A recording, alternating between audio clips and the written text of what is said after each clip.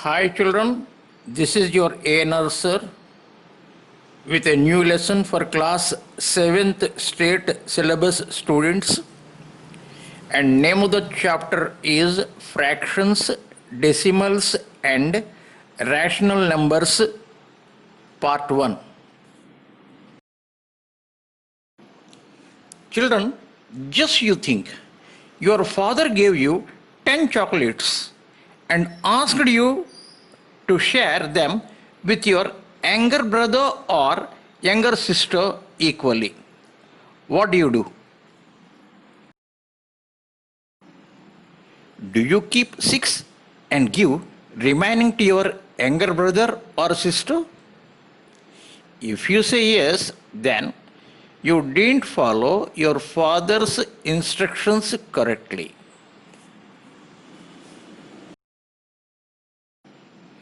Your father asked to share equally.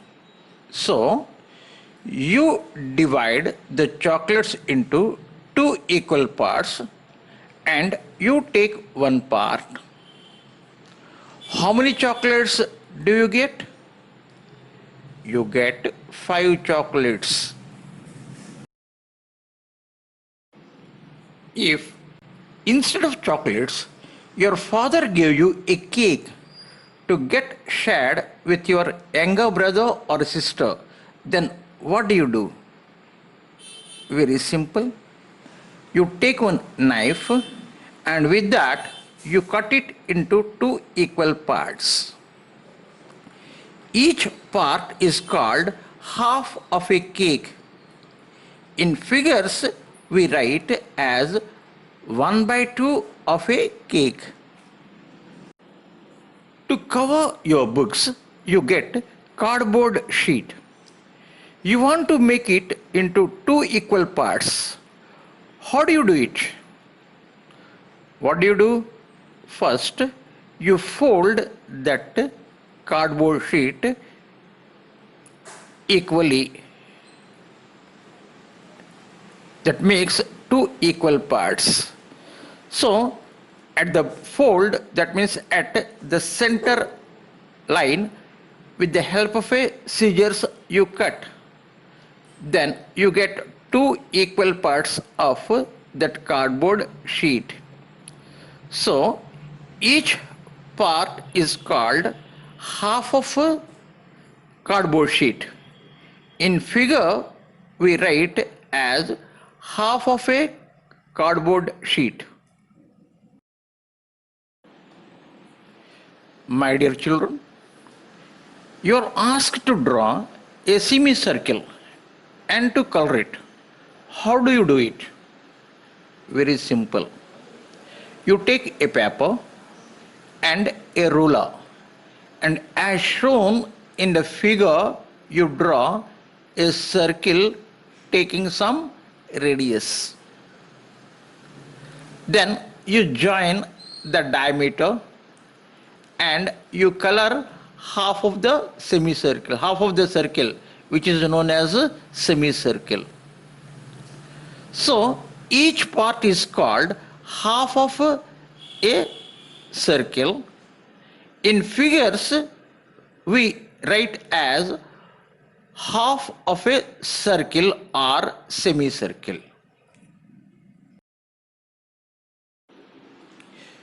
Do you like pizza? Your father brought a pizza. Now you need to cut into 4 equal parts to enjoy along with your family members. Then what part each family member would get? Very simple. And your mother is an expert in dividing a pizza into 4 equal parts. What your mother would do? She would take a knife, with that equally she cuts. That means she joins 2 diameters equally and one is perpendicular to other. So like that 4 equal parts are made and each equal part is 1/4 of the pizza. So each family member would get 1 by 4 of a pizza.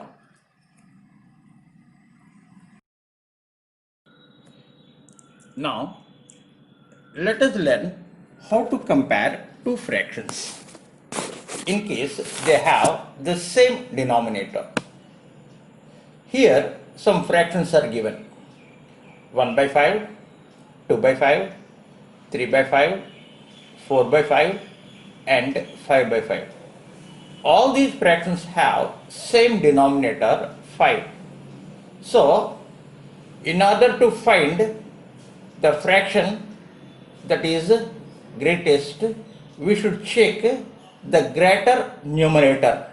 So 5 by 5 is the greatest fraction among these given fractions. Now let us learn how to compare two fractions in case they do not have the same numerator. For example, two fractions 3 by 5 and 5 by 8 are given, and you are asked to find the factor which is greater. So first of all, you have to see the numbers that are present in the denominator.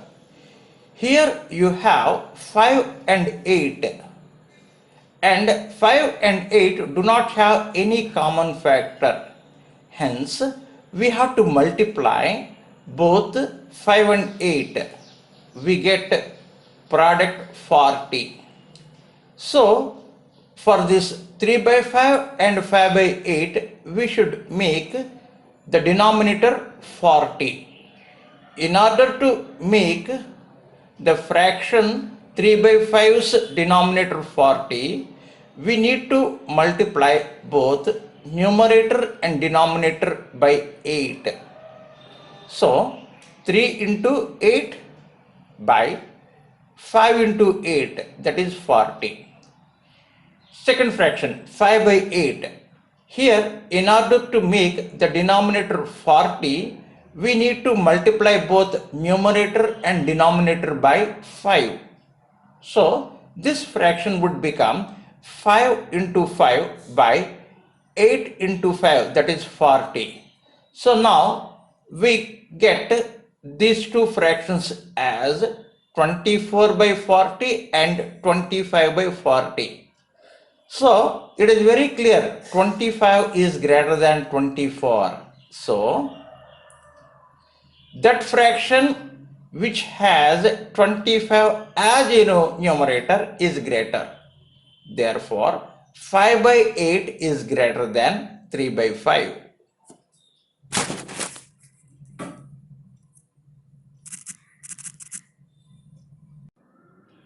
Did you remember anything about fractions that you learned during the previous class? So, let me ask one question. How many types of fractions are there?